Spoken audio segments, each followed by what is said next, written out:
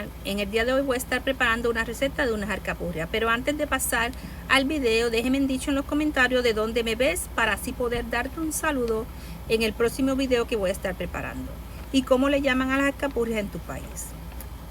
Para preparar la masa voy a estar utilizando calabaza, yautía, guineos verdes o banana. Yo comencé moliendo la masa en el food processor, pero no me gustó cómo quedaba, ya que quedaba muy gruesa, así que la estuve picando en pedacitos pequeños para poder pasarlo por la licuadora.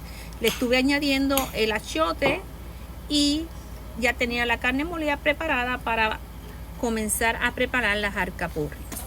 Vamos a necesitar papel encerado, wax paper o papel de pergamino para poder hacer las alcapurrias.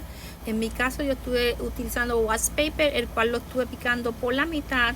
Ahora vamos a comenzar poniendo el papel y expandiendo un poco de achiote. Vamos a coger un cucharón de la masa de las alcapurrias, la vamos a expandir sobre el papel y le añadimos la cantidad de carne deseada. Ahora vamos a estar dándole el diseño a la alcapurria y vamos a estar repitiendo sucesivamente el procedimiento hasta terminar la masa.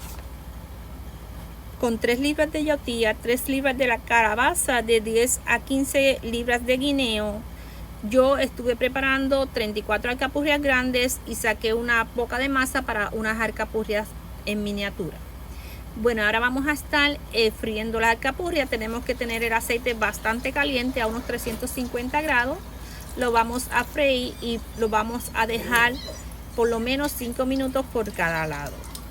Luego vamos a estar sacando, lo vamos a estar escurriendo y así es como van quedando. Miren qué belleza y qué delicia. Eso es todo, gracias y Dios me los bendiga. Bye.